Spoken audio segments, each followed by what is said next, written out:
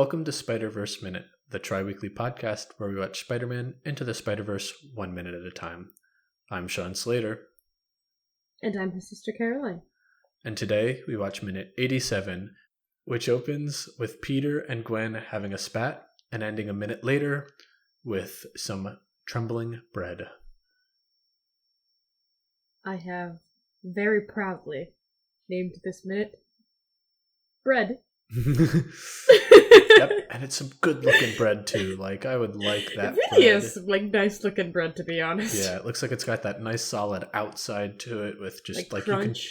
You can tell the core though is just nice and warm and just soak Soft. that butter up. That butter will you could melt the butter as it touches it. It's just Okay, now we're making me hungry. Yeah. I might go get some bread then. I kind of want bread. Yeah, so I feel like I needed to name this minute Bread because of all of the bread references. Yes, there's just I think the bread is a metaphor here for something. I'm not entirely sure what it is, but we'll discuss it more when we get to the speech. Okay. Let's start with. I love this moment of Gwen trying to stop Peter. Yeah. And I love how they animated her mask. You can see the pain in her face without having any of her actual facial features. Yeah. It's great.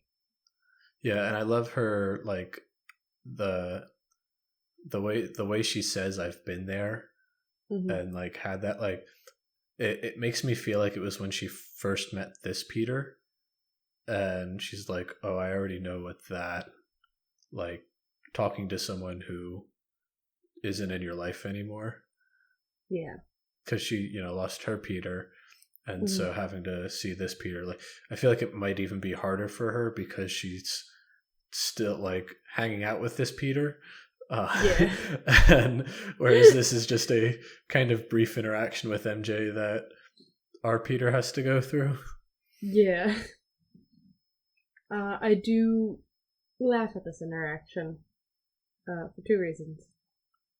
When Peter runs into MJ, finally, and he just goes, oh, wow. Yeah.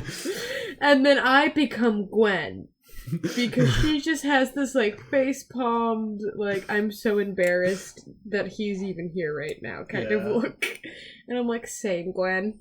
I do like the way that MJ just pops up out of nowhere. Right? It's just a great turn, pan, and bam, there she is. And then we get to the bread speech. Yeah. The bread speech is so good. Just the way he's yeah. So, and I love how they made MJ be weirded out by it. She's okay.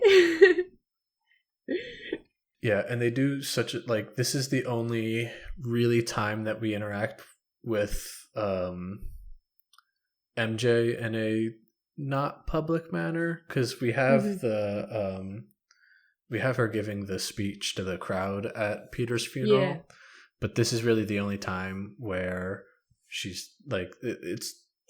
I feel like the only real the real characterization we get of her. And it makes sense. She is a tertiary character in this story. It would be a little weird to have more of her. I feel versus the amount of May. If we had the same amount of May and MJ if we had the same amount of MJ as we did Aunt May, then that would just be weird because they kind of fill similar roles. Yeah. And I feel like Aunt May does a better job, fills the role better for Miles than what MJ would represent, because it's Peter's parental figure and Miles is dealing with his parental figures. Yeah, it makes a lot more sense. My favorite line is at the end, after Gwen jumps in and goes we'll get that bread for you right away, ma'am. And Peter just goes, for you they should fill this place up with fresh bread. It's oh my gosh! Yeah. just Gwen's checking with Peter, like, hey, you okay, man? Yeah, I'm good. Okay, good, because we're not getting bread. Yeah. Like, could you imagine if he wasn't okay and he just tried to get as much bread as he could to give to her? Just like a Peter in a much worse place. No! Yeah. That would have been hilarious. Yeah. I like to think that maybe Gwen did tell a waiter, though, so they did get their bread. Yeah. Maybe Peter was like, hey, table 12 needs bread. All the bread you can get. Yeah, get them. Like, Gwen is like, pull them away, like, just get him bread, okay? Yeah. Or like Noir does it just to like, so like or, yeah, that's what he was doing this whole time, like, as he was getting them bread.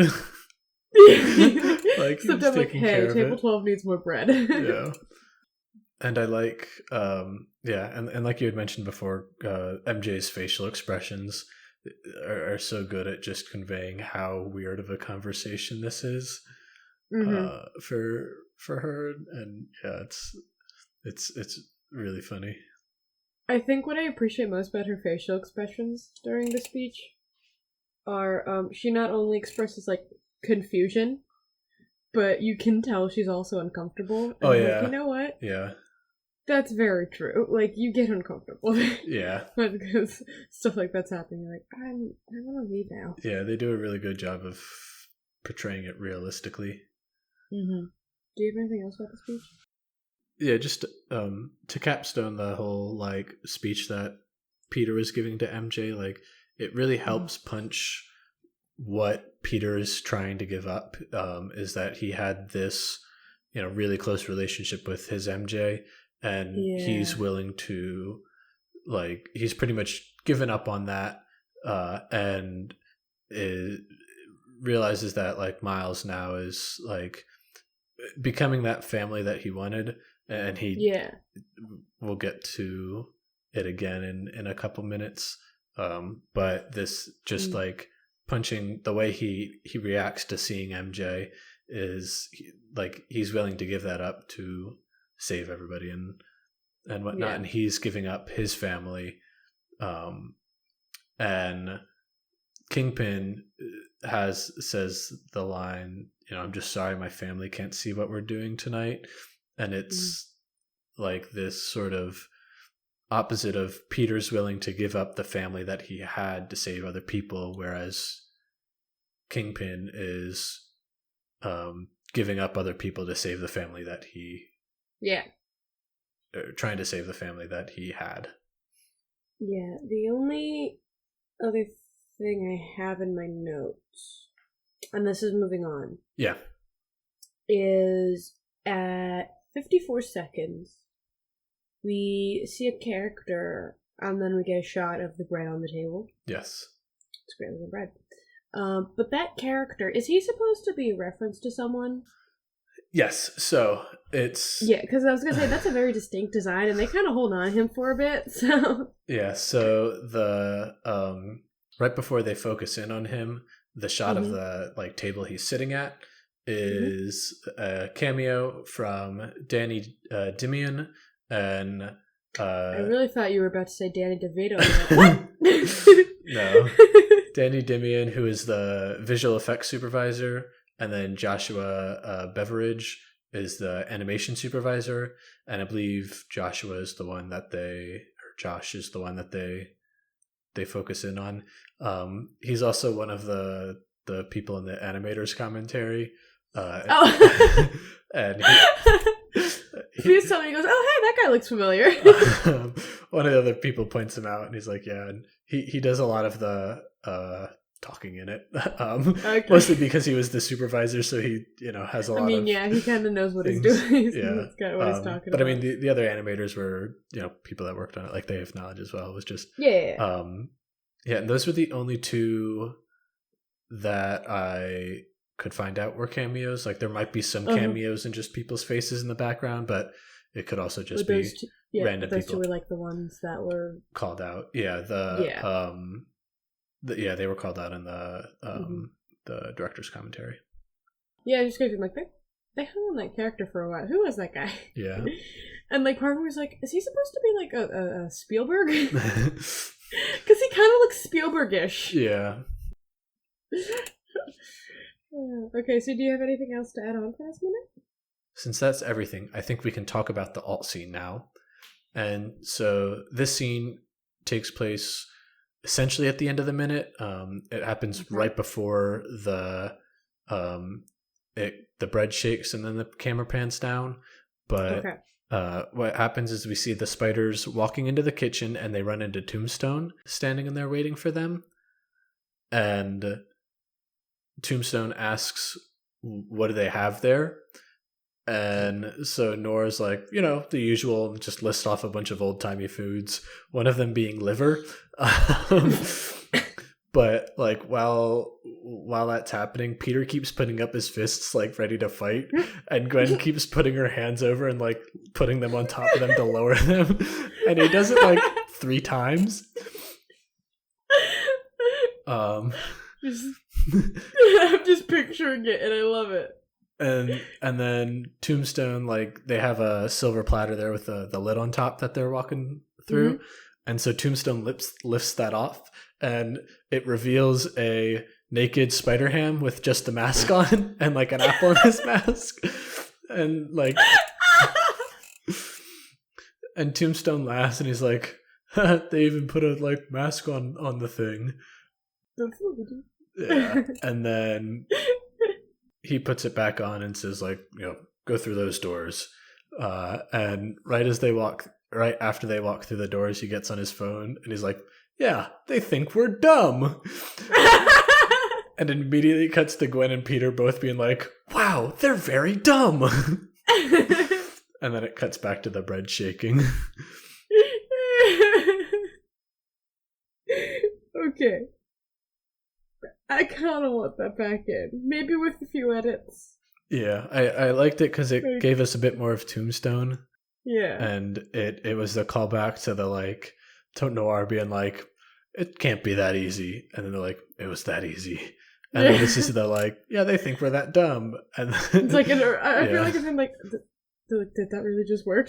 Yeah. So like, Tombstone cutting back, just going like, hey boss, they're here. Yeah, and it's nice because like it does leave sort of that like, wow, how could they get away with that? Like you were talking about, like the only ones that the only person that matches the other waiters is Peter, and they were able to walk through because Kingpin let them walk through, essentially. Pretty much. I kind of wish I was on there, partly because I would love to see Spider-Ham like that. Yeah. It's like, oh, come on. Oh, that's a great alt scene. Yeah. Dang it, I wish that got added with a few tweaking. Yeah. Tweaking here and there. But yeah. Mostly because I also just love the idea of just Peter raising his fist and Gwen lowering. Yeah. So is that all? Yeah. That's all. Okay. For that. Thank you all for listening to this week's set of episodes. If you'd like to reach out to us, you can find us on Twitter at SpiderverseMin, M-I-N. Or you can find us on Facebook, Instagram, and YouTube at Spiderverse Minute. Or you could shoot us an email at podcast@spiderverseminute.com. Can't wait to see you guys next week. Until then, thanks for listening. Bye.